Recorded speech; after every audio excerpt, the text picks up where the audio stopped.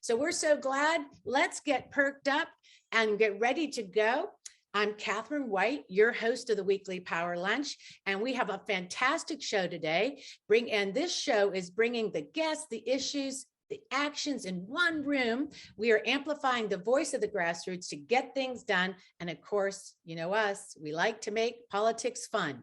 And believe it or not, it is March 11th, 2022, and you, my friends, are on the Power Lunch, and we will be getting revved up for Women's History all month long. We are still partnering with Resisterhood, and we'll talk more about that later. We're going to be playing some trivia games with great prizes, so we're so grateful for that partnership.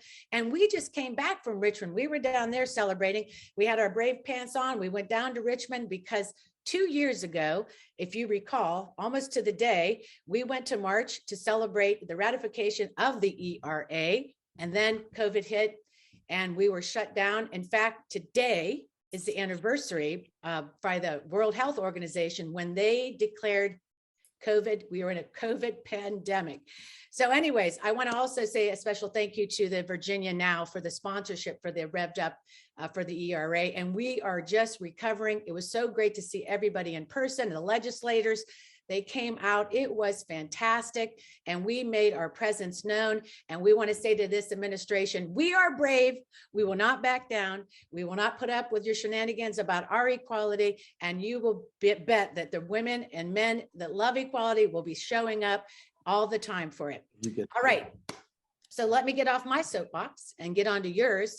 Today's show is something old, but that's Putin's aggression. New, something about, we have a new chair here that's revitalizing the local Democratic Committee in her area, and something borrowed. We have what we can learn from the Abolitionist movement, and something blue, how we can use data to win. So I would love to introduce our guest briefly before we get to the Ukraine report by Congressman Connolly. So let's start with the wonderful Linda HIRSHMAN. Hello, Linda. You are author, legal scholar, and cultural historian, and you're here to discuss your latest book. How are you doing, Linda? Well, I'm doing okay. My book is doing great, but I wish that I weren't so relevant. That's interesting. That's probably the most interesting comment of the day. Well, we're glad you're here because your book, The Color of Abolition, How a Printer, a Prophet, and the Contessa Moved a Nation is going to really show some parallels and intersections with what's happening today. So thank you, Linda, for making space for us today. Pleasure. Awesome. I'm really looking forward to having Linda on. And also Sandy Marks. Hey, Sandy. Hi, it's so nice to be here. Thank you. And you are the Alexandria Democratic Committee chair, and You're going to be my new girlfriend. Robin said that you are so much fun, and I love it that this name Sandy even makes me happy. So thank you for being here. Thank you so much for having me. I can't wait to chat for real. I know, me too. All right, great. And then Becca Blass is back. She's executive director of Bluebonnet Data. Becca, how are you doing? I'm doing well. Thanks for having me.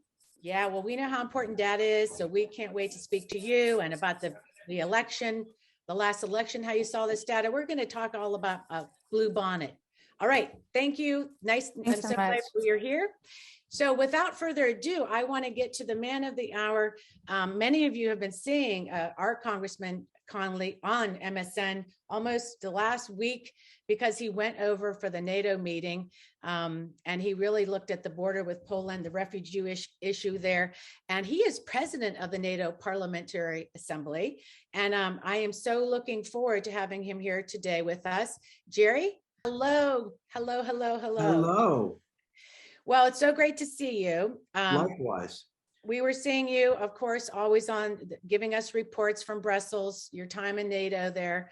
So we're really eager to hear from you about your insights over there when you were there, and also about this, obviously this crisis that we're in.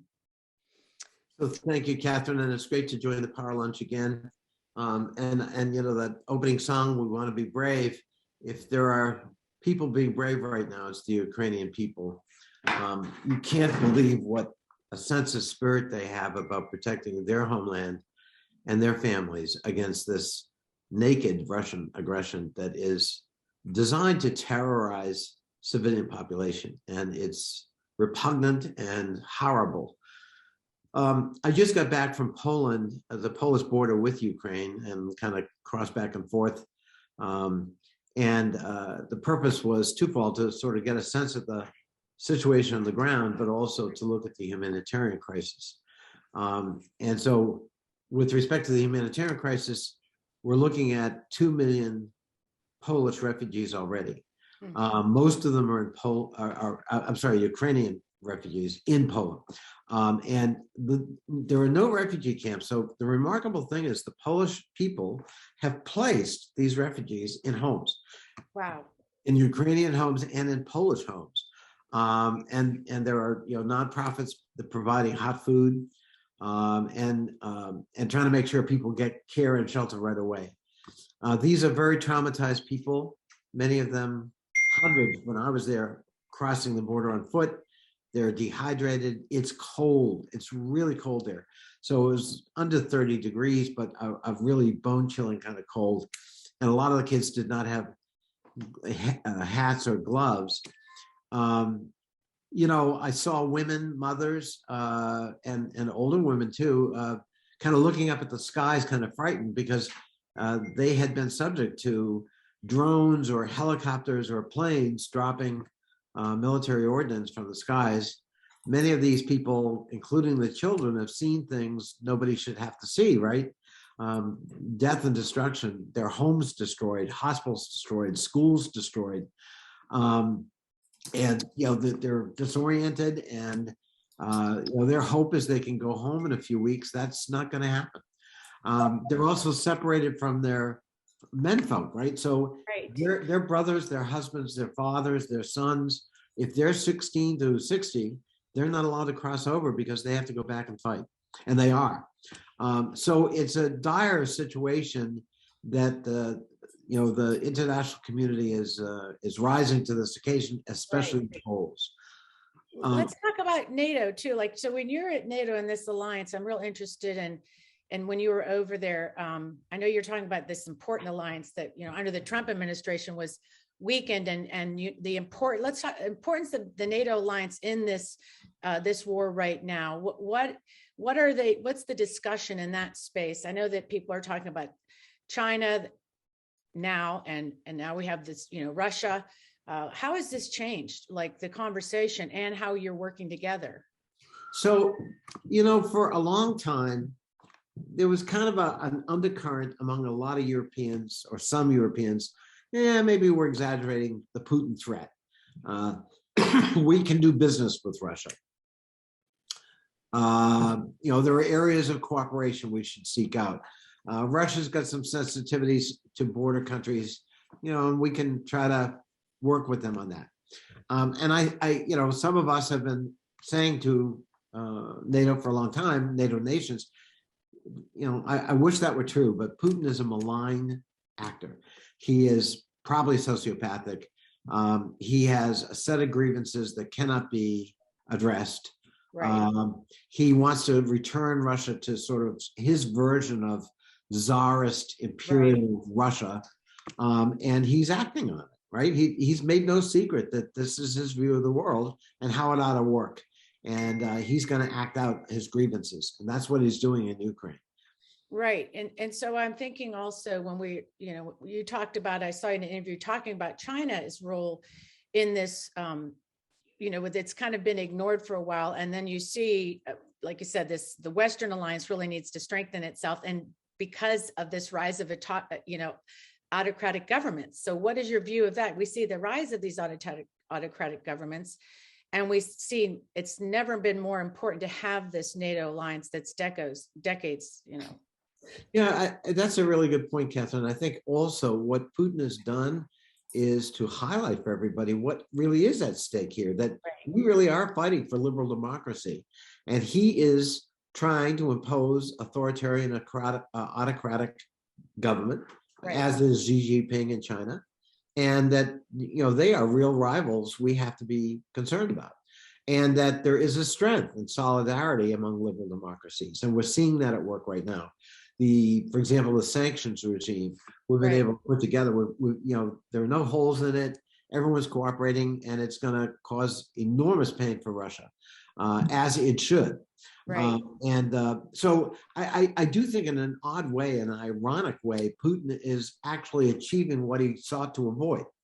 Western solidarity, Right. huge pain for Russia, and it reinforces for Eastern European countries why they want to turn west and not east.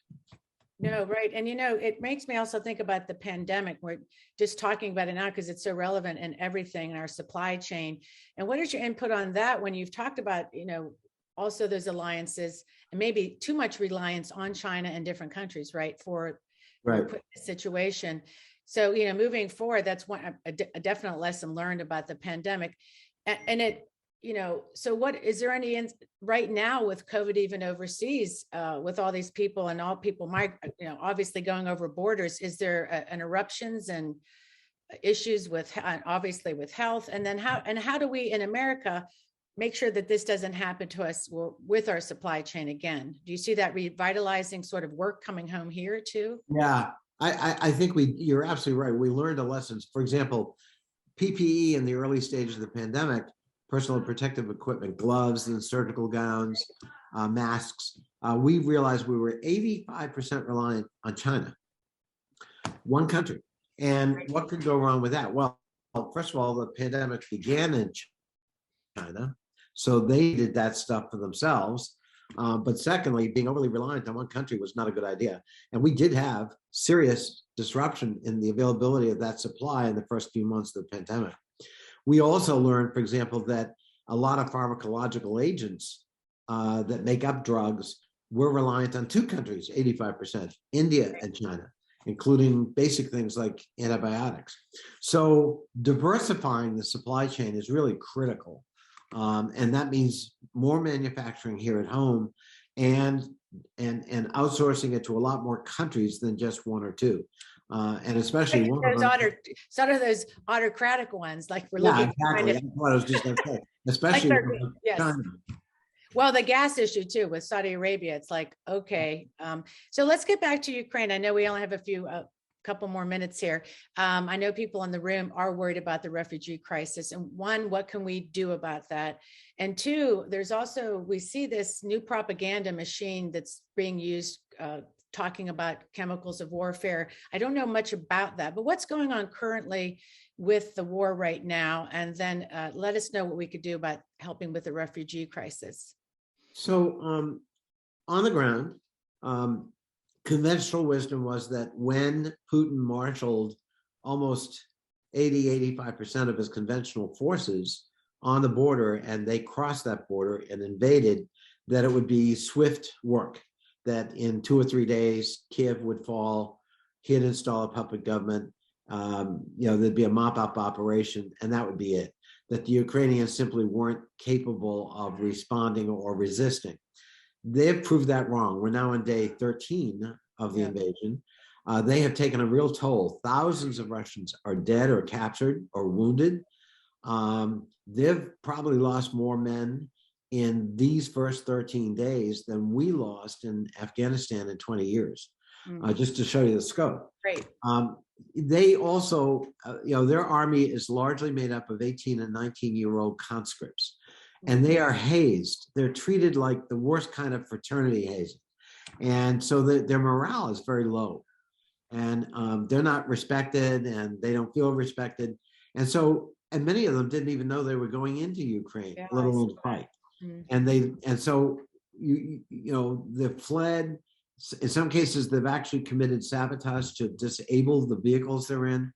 Some of them have just surrendered. The Ukrainians have been smart. They created a website for Russian families to find out the status of their sons. And they've also created hotlines for captured Russian soldiers to call back home and tell their families where they are and what happened. And of course, those are all designed to try to further erode morale in the Russian armed forces. But the big problem for the Ukrainians is in the air. So the Russian air capability is very strong, and that's what's destroying cities and hospitals and clinics and schools and the like. And so they need more help in anti-aircraft, anti-missile capability, and in maybe even fighter aircraft, because they've got to be able to erode Russia's capability in the air. Yeah. Okay, good. Well, I know we need to wrap up to get to our next guest, but I hope you'll come back. And it's really terrible to watch them bombing these maternity wards in cities, and the end game just doesn't seem like it is good for Ukraine. And it's just great to see their bravery. And I hope if there's anything we can do, we'll talk about it later with your office, and we'll let our crew know. So thank you, Congressman, for being here. We appreciate it. Stay safe. And, I will. Yes. All right. Thank you, Catherine. See you. Oh, by the way, see you at St. Patrick's Day. Oh my gosh, I forgot. Yes, everybody in the room, the St. Patrick's, it's the 28th anniversary fete. We're going to put the link in the chat, sign up, and it's going to be a lot of fun because this crew is going to be emceeing it. So who wouldn't want to come? It will be fun. So thank you, Jerry. We have a lot of surprises for you. So well, you'll be happy. All right, everybody. I'm very excited to make sure that we move on because it's always in the Power Lunch. You don't want to miss a thing. So a little plug for us. We hope you subscribe to be a Patreon. Our new patrons are Patricia Donahue, Joanne Lulan, and Cassandra Matt, and we had a new one. I was just thinking, Susan Burke. Susan Burke's our new patron. Thank you for that. And make sure that you subscribe to our social media, our YouTube, and stick around for the after chat. I like to give a big shout out to the crew. Stare, the ambassador of Buzz is in the room. Robin Warner, show wizard. Heidi Dragneff, our social media diva. And Shamira Jones is here. She signed up to be part of the Zoom crew. So fun for you and fun for us that we have her in the room. And special guest. Here's a great surprise for the room. Fennell Norton is our MC alongside me. Fennell, how are you feeling today? I am feeling fantastic today. I am so excited about the segment that I get to do today. So I am so excited that today I get to interview Linda HIRSHMAN. Linda, how are you? Fine. Thank you for having me.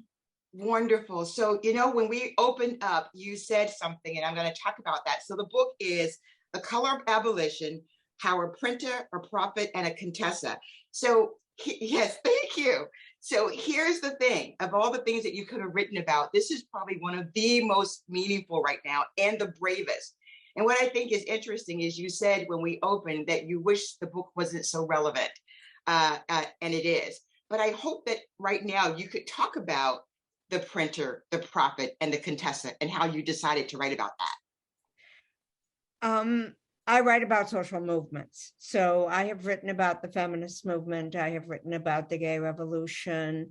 And I wrote about the legal feminist movement in a joint biography of Ruth Bader Ginsburg and Sandra Day O'Connor. So I write about movements. That's my beat. And if you care about social movements, then of course the most important movement in American history was abolition. It was the absolutely necessary to abolish slavery before America could make any progress toward being the representative government that we still are not at. But abolition was the most important movement. So I have always wanted to write about it. But it's history. I don't have any live people to interview, and it's my live people that usually make it interesting. So I hesitated. Finally, I thought, I'm not getting any younger. I better do it. If I'm ever going to do it, I should do it. And I thought it would be so interesting to see. Abolition is one of the rare truly interracial movements in American history. And I thought it would be interesting to see how that went. How did that work for you? So I read that William Lloyd Garrison, who was a white man, had printed Frederick Douglass's first version of his memoir in 1846, that he had actually put it into type. I was not ever able to button that down, but I thought that's an intimate relationship. I'm a writer, so I know what it means to the person who publishes your book is very meaningful. So I thought, okay, I will look at their relationship and I will see how the interracial relationship alliance between William Lloyd Garrison and Frederick Douglass worked. how it succeeded and how it didn't succeed. And I'll use that as kind of a lens to get into abolition more generally, which is my secret agenda. I really always want to write about the movement. And as I was reading around, right, getting ready to do the deep archival research in this historical book, I was reading around and I stumbled across a book by Lee Chambers, a feminist historian, about the Weston sisters, the Weston family, of which Maria Weston Chapman was the oldest sister. And I could see from what I read in Lee Chambers' wonderful book that Maria was really important to the abolitionist movement. And yet she appears in very few of the books about abolition. So I thought, oh, great, another woman overlooked by men looking at the past. And maybe I should check this out. And of course, she turns out to be absolutely central, and also central to my original question, which is how do you make an interracial alliance? Because she adds the question, how do you make an alliance across genders and race and class? She was a very classy woman, and she behaved in that privileged way that socially powerful, wealthy people behave, and it was not all great. So I thought, I was going to ask you about when you started writing about her, you really liked her, but then you found some things about her that really talk about some of the challenges of working together. Right. So I think it was someone that interviewed me recently proposed that Maria Weston Chapman was a Karen and she was a racist, and she wrote very racist things about Frederick Douglass in her letters to other white abolitionists. And I resisted that suggestion because I think that's too simple. She was a very complicated character. And a lot of white people in interracial alliances are not all good or all bad. The important question is, what can we learn from this old alliance that will enable us to be better partners? And so I sincerely believe that Maria Weston Chapman, who raised a lot of the money that funded abolition, which produced the Republican Party and the Emancipation Proclamation, it's very hard to write her off. And yet she and the other very well-connected, high-class white Bostonian abolitionists said very racist things to one another generally, and also about Frederick Douglass, the most important man in the 19th century. So you have to have a lot of self-confidence to say bad things about Douglass. So she made it very complicated. And I think it is complicated and really important because those slaves were not going to emancipate themselves from remotest Mississippi. It's unfair to expect them to do that. There had to be some coming to conscience of white Americans in the North to make it happen. So the alliance was really so important. So another point that I think is really important here, and I think it will get to some of the things that you think are so important. There are 7 things that you talk about, and I think we can talk about each one of them quickly, and you can sort of talk about how it really relates to where we are today, because we really are in a really special and very different place as it relates to democracy. So I'd like to hear how these differences of opinion would probably impact the way we message today. So we are today divided, as they were in the abolitionist period.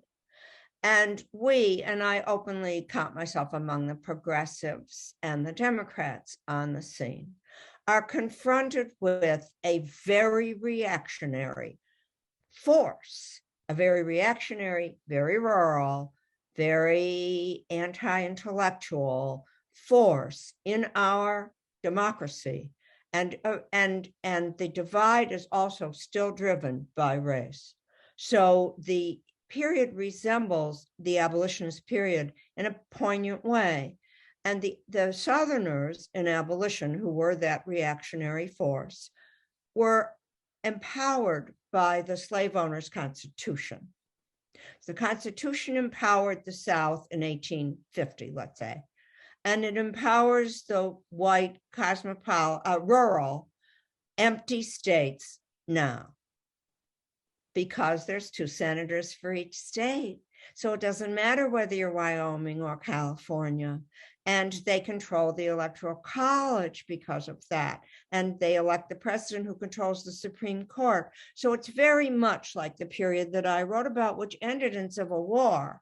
I hope that it won't end in civil war. One of the things I did not intend to do this. I just thought it would be interesting to study this very important movement.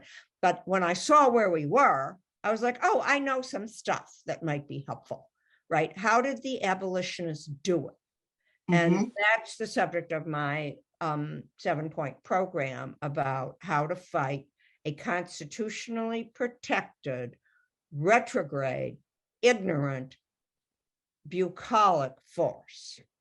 So here's what I find very interesting, and I'm going to go back to one of the other characters in your book that we don't talk about, and I think it's important because I think it gets to how we should talk about this today. We all have these different ways that we think. We should message this way, we shouldn't say this, we shouldn't say that. And so we'll get to ideas and publishing and all that stuff. But there's this character very early on, and his name was David Walker. And he is very, very interesting because it is gut-wrenching. This is early, so he had to write everything, but it's gut-wrenching the way that he talks about slavery. Can you talk about that and why you put that in the book? Most conventional histories of abolition started with William Lloyd Garrison, the white publisher, who published the first issue of the Liberator newspaper in January of 1831. Most people started there. But I knew it could not possibly be the case that all of these Black people had been enslaved for all this time, and there had been a revolution in Haiti, which actually succeeded. It just could not be that it actually started with a white man seeing the light.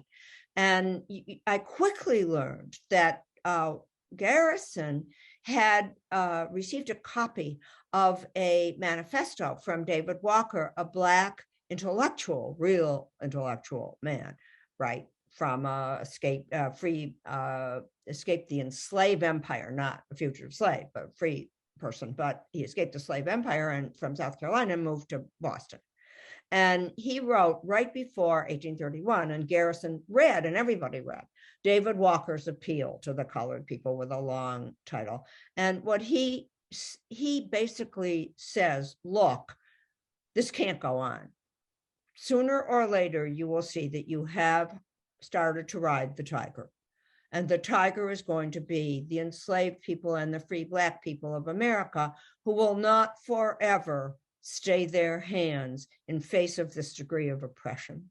And he made many arguments about what the Black people should do. They should be faithful to one another and never rat each other out to the white people, a constant temptation, and they should allow themselves to feel their anger, and they should get educated and be very disciplined about their social behavior so that they could empower themselves. He had a lot to say.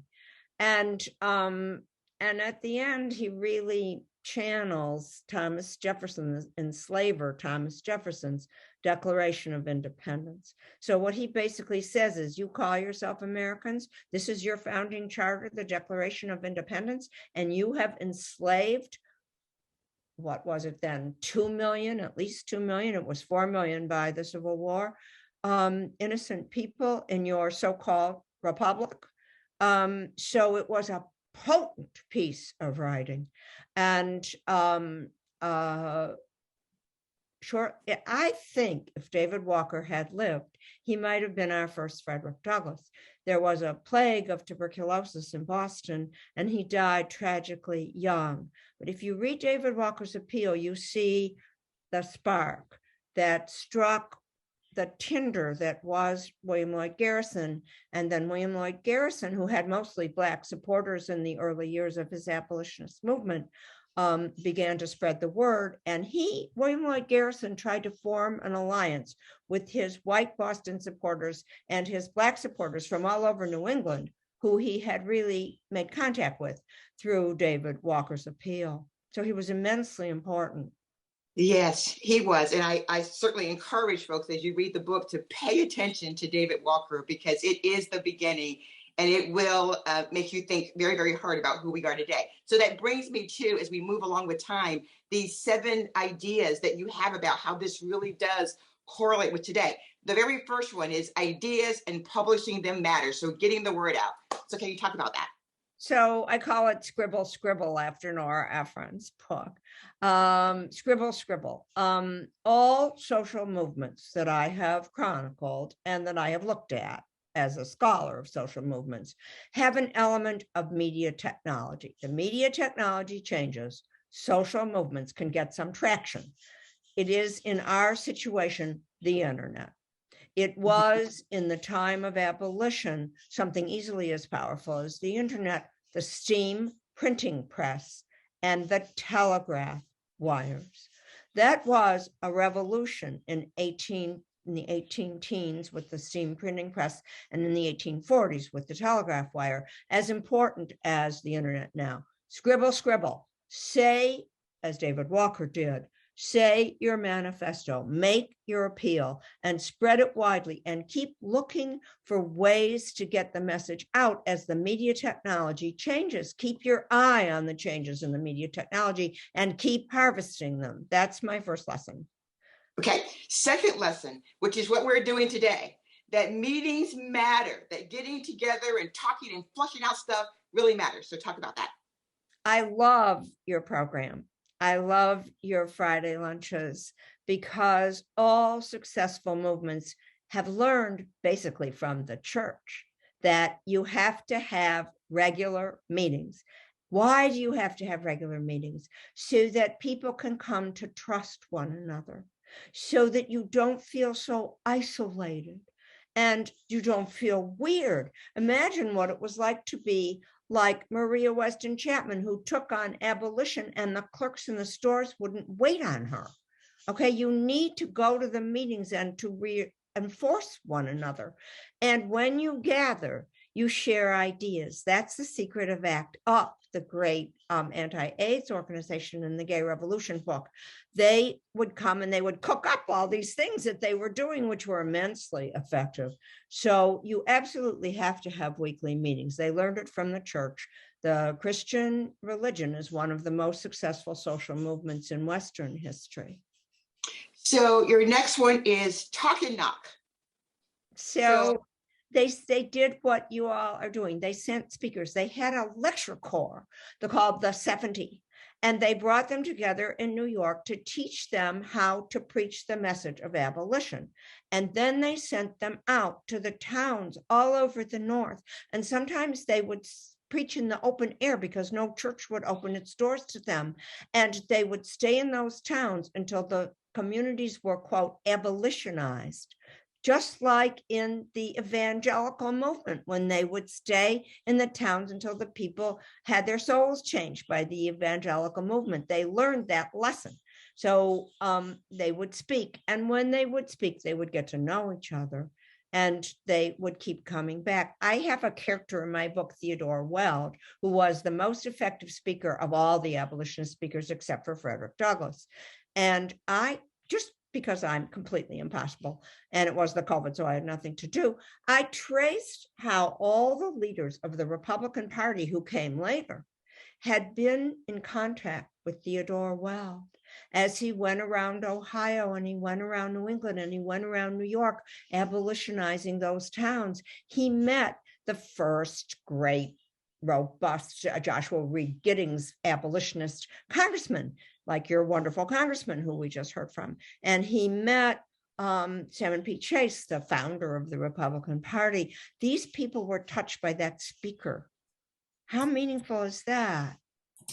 So I love that. And I'm going to say something that someone on this channel always says, that as important as the message is the messenger. And so I think that gets to be really important across what you're talking about and what we're doing. It's not just one voice and it's not just one way. No, and people need to hear from people who resemble them. So one of the things that the women did in abolition is they led the petition campaign. So they would go to people's houses and knock on their doors, and who would be home during the day? Other women.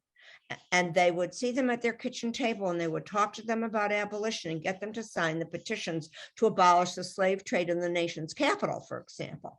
And then they would convert the woman that they were talking to, and then she would convert her family, including her husband or brothers who could vote when women could not vote. It's very important to hear from people who resemble you. And you can't do it on television.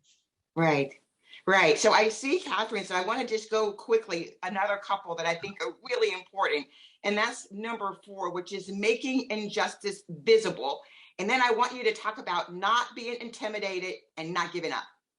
So those things are really one thing, if you think about it, right? These people poured into the street. They made street theater. And when the anti-abolitionists, who were very common in the northern cities, because the northern cities ran on slave cotton, so there was a very big resistance to abolition in the cities, they were pretty violent. They would threaten the abolitionists with violence, and Frederick Douglass got into a lot of fights defending himself because he was not intimidated. So there was a lot of violence. And Maria Weston Chapman, this is why I didn't want to write her off, looked around as they were attacking her meeting. Right? She's there with all those corsets and skirts and all that stuff.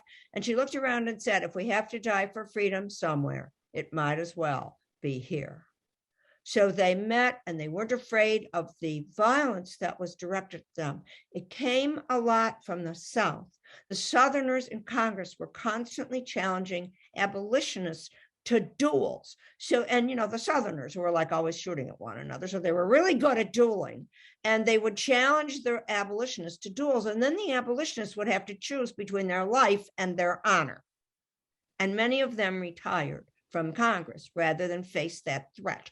But finally, Joshua Reed Giddings stood up to them. And one of the enslaver congressmen threatened Giddings. And Giddings looked at him and said, "You talking to me?" So we're not giving. So Linda, thank you so much. I will give you the opportunity. Parting words for us. What's our Be Brave? I think the parting words are that the alliance was so difficult that Frederick Douglass only stayed with the Boston clique for 10 years, let's say. So difficult, and yet essential.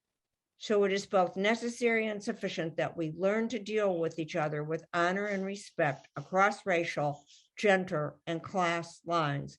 That is the only thing that worked to abolish slavery. That is the only thing that is going to defend the Republic against the challenges that we are now facing.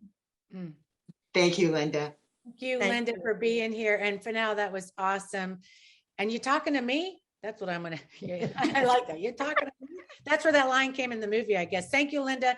We know that you've made special space for us because you love activism, and you yourself are an activist. So thank you for being here. Fennell, thank you so much. What an awesome job. Let's get right to the next fun, brave woman that we would love to get to know. Sandy Marks, chair of the Alexandria Democratic Committee. You're a freelance political writer, and now you're involved. How long have you been involved in the party? Tell me about you. Oh, well, I mean, I guess it depends on what you want to call active in the party. So I have worked in Democratic politics for my entire career. I actually left college. I graduated online. I left early to get up to DC. I always wanted to be a professional Democrat. So I've been very involved in party politics since college. Who did you work on? What is your first presidential campaign you worked on? My first presidential campaign was John Kerry. Oh, wow. John Kerry and the windsurfer. Can you imagine if windsurfing was like, your greatest downfall in the year 2022? I've worked for a lot of different political firms here in the DC area. And my first year in Democratic politics, 2001, 2002 was a tough year for Democrats. But I've worked on every presidential since then.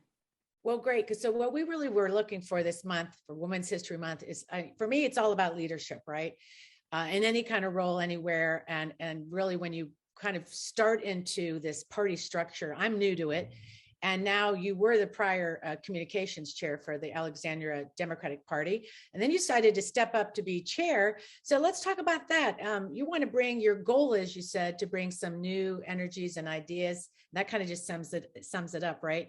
For you, ball of energy. So what are your thoughts on, first, the committee structure, why you stepped up, what you think really is essential when we look at the Democratic Party, the committee structure, and maybe how we can revitalize these And, or maybe they don't need any change. What's your thoughts?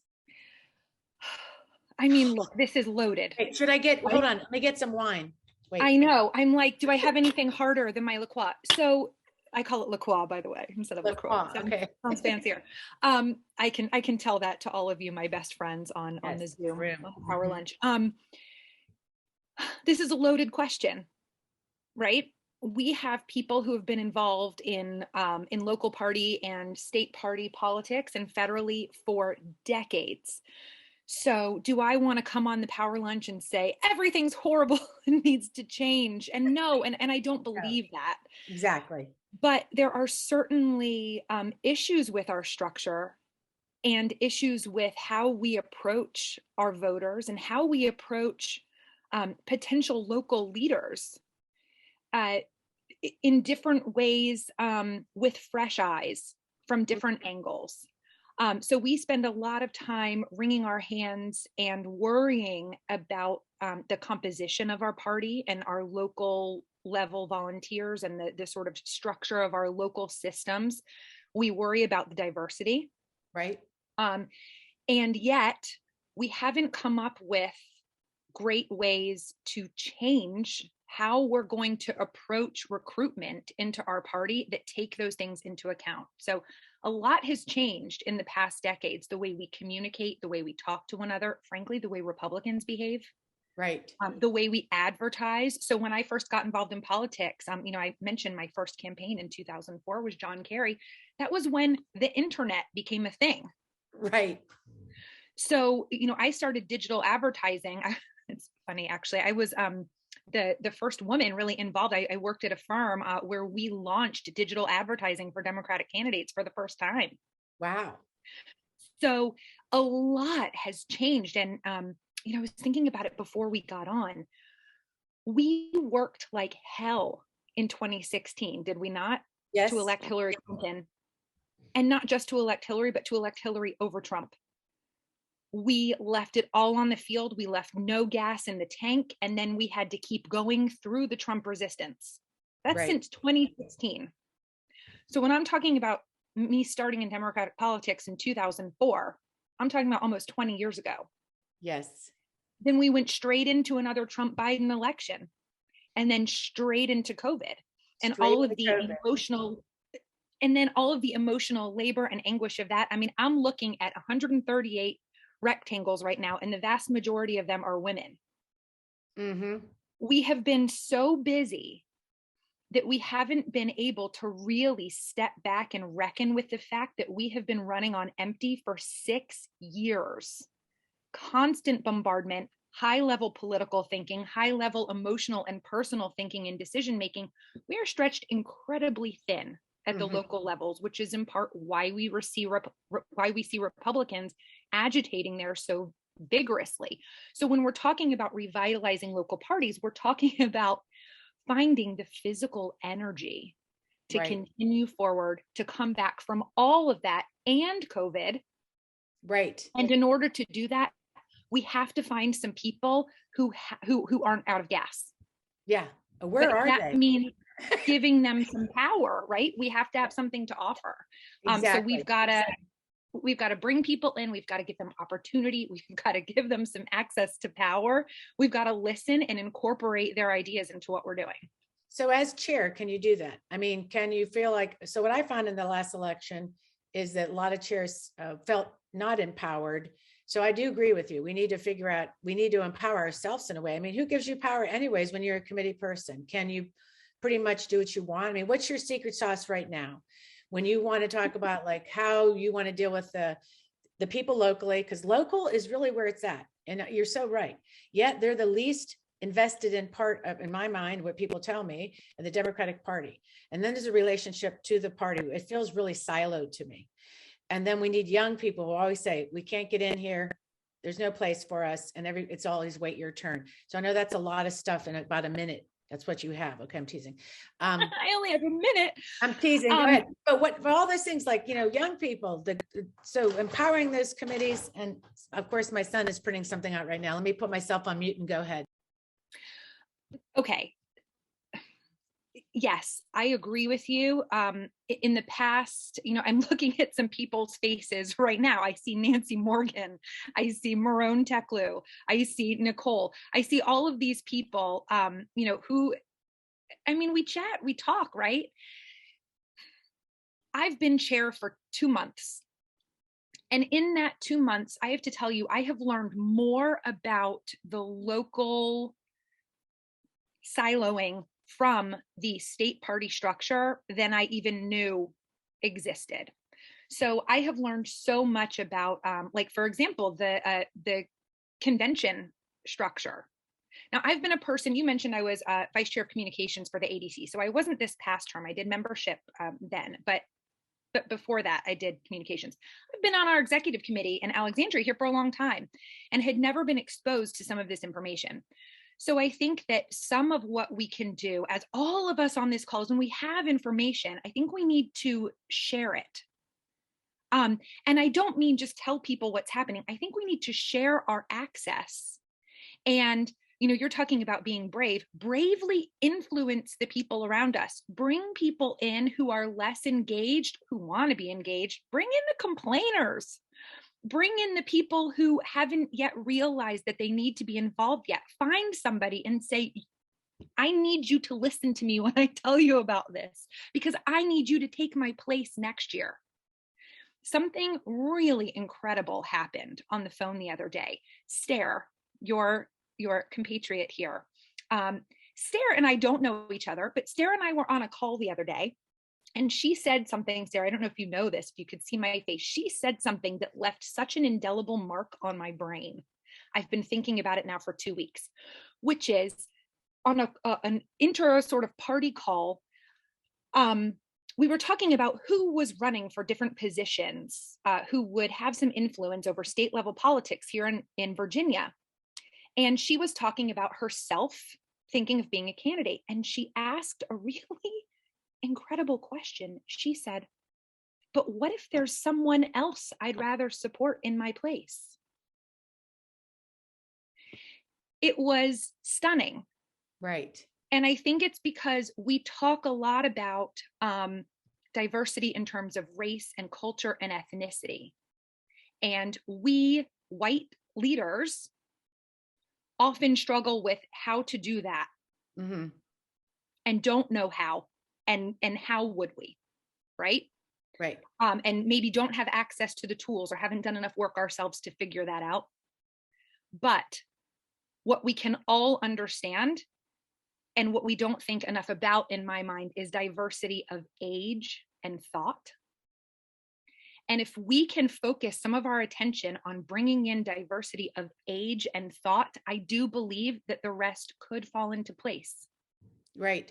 No, I think it's one thing that's nice, like with mentorships and all that, you think about, we're always talking about building the bench, bringing new people in, but sometimes we say that, we talk a lot about it, but when the turn maybe comes, it's always kind of more like, wait your turn. Or, I think the best thing we could do, I think about, what is the congresswoman in California who's like maybe 90 something. And I'm thinking to myself, maybe it's time that it's like, yeah, that seat could be given to somebody and that person could be mentored by that person. And we need to do more of that. In working with the young people I've met, there is a lot of that where they do not feel there's a place for them in our party. We went down to Richmond and speaking to a diverse bunch of activists. It's not like we're making this up when we talk about being brave in our words. People keep talking about it to me. Like they keep saying, there's an issue with stuff. We need to listen. We need to change. And I think that that's okay to say the truth and then look for solutions. You were finding solutions. You were bringing, Robin says, you just bring so much fun and energy and new ways of thinking into the committee that people are, that they feel like there's something for them. So last words to wrap up. We want to get to Becca from Blue Bonnet. We got to bring in something blue. And so, wrap up, Sandy, with just a good takeaway of this whole committee thing and maybe making our party stronger. Okay, my final words of wrap up will be sort of in response to what you just said, Catherine, which I think is really wise and brave on our theme, which is that this subject of succession planning in the Democratic Party is really touchy because we are so invested and we've all contributed so much and have so much respect for one another. And so no one wants to be offensive or disrespectful. And so I challenge everyone to think about succession planning in the Democratic Party a little bit differently.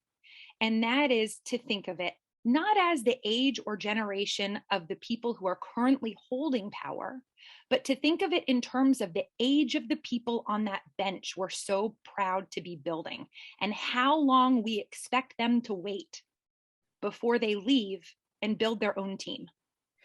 Yeah, and in fact, that is really a risk, because I've actually have heard that some people are just thinking of that, like that. And if that's their only avenue is going outside and building their own team, this doesn't really make us a one big tent effective party.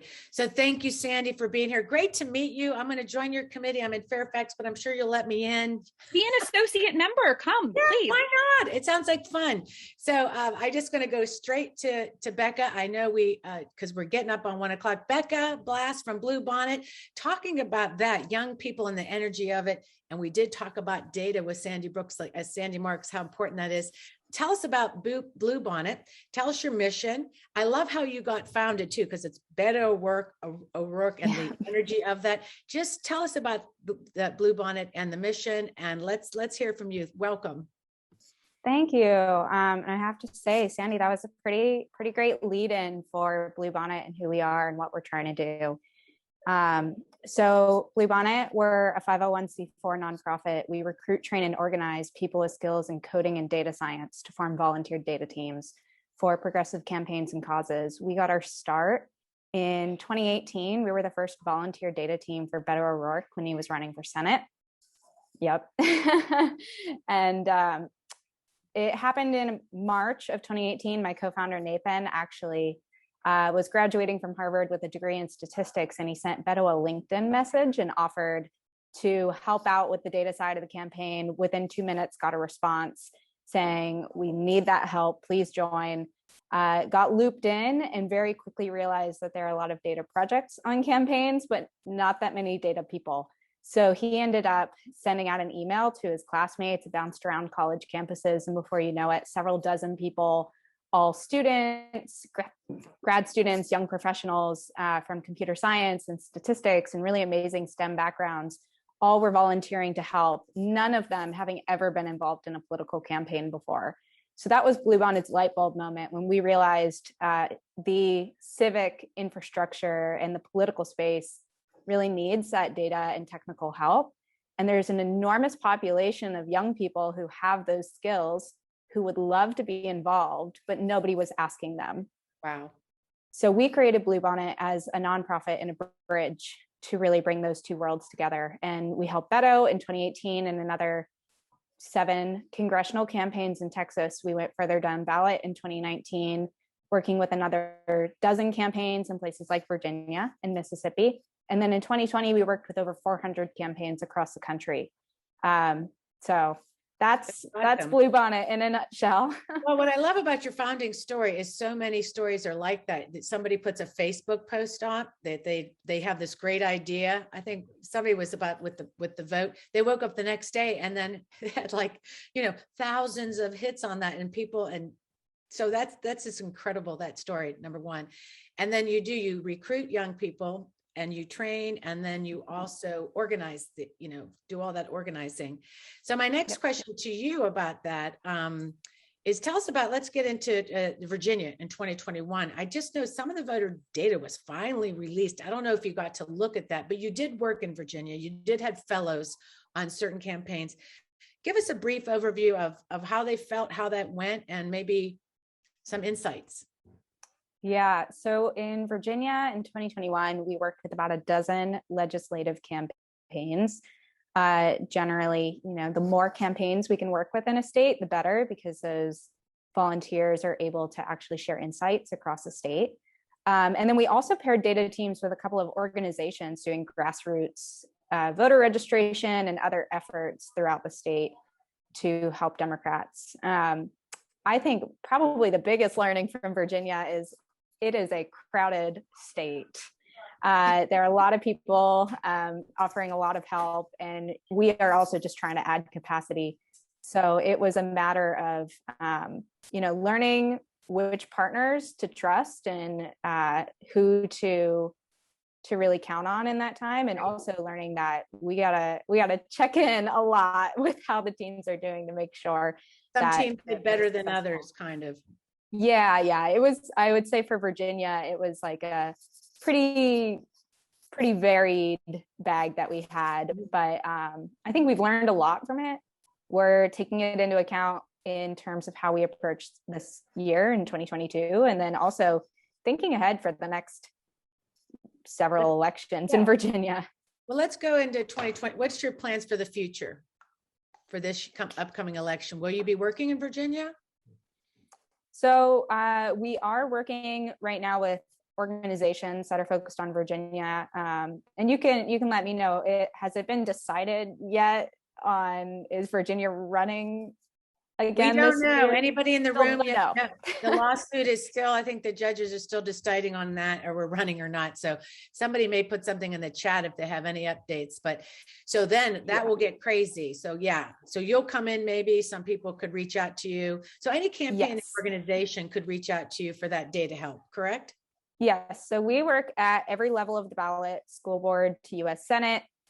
We are matching data teams that are about 3 to 5 people, each person volunteering 5 to 7 hours per week. So essentially you're bringing on a part-time data director as a volunteer and member of your campaign. But yes, we are already matching data teams. We actually started matching data teams with campaigns, with 2022 campaigns as early as January of 2021. We are about building long-term infrastructure. So it's getting that head start and thinking about data strategically, and also building a data pipeline long-term. So if you are a candidate or a local party leader or an organization leader and you are interested in getting data help, my colleague Cassandra is dropping some information in the chat. We're happy to connect. We're actually matching data teams at the end of March. So there's still a bit of time if you want to get started now, but otherwise our next matching cycle will be in May. I love it. Well, thank you, Becca, for being here. Something blue, you brought it, and blue is that flower. So that's awesome. Yes. So I want to make when sure bluebonnets bloom, the entire field turns blue. That's good. And being that, I love that. And I think you're so right. The major takeaway for this room is also one other thing, is that when young people are looking for a place, and it's interesting how many people reached out, because we're not really sometimes asking in those spaces in the right way. And the way you've matched those skills is incredible. So thank you for that. And thank you, Becca. I know we'll see you back in the room. And I want to make sure that we get to our next guest, because it's so important we have a spotlight on some action that we're all concerned about, which is the attack on our public schools and what we could do about it. We have Pat Hines here to talk about an upcoming event that we all need to get at. I'll hand it over to you, Pat. Stand and Deliver Teacher Rally, Pat Hines. All right. Thank you so much. You can hear me, right? Yes. All right. Good. So I'm Pat Hines. I served on the Fairfax County School Board for 8 years. My partner in collaboration is here on the call as well, Michaela Pond. We are both teachers in Arlington, and we've been watching, as you all have, the divisive, dehumanizing, anti-historical, racist, and homophobic politics of education right now in Virginia. And we're appalled, and we're trying to figure out how we can make a difference. So we decided as educators, that's the role we would play. So we are organizing and centering educators. And we've just kind of gotten started and decided right away to have a rally, because why not, to kick things off, right? So the rally is this Sunday at Tinner Hill Historic Site in Falls Church. It is 106 Tinner Hill Road. It's right across Route 29 from the Target on that side of Falls Church. We are going to have speakers. Delegate Marcus Simon will be there, and Adele McClure. They'll be there to talk about what has happened in Richmond this session.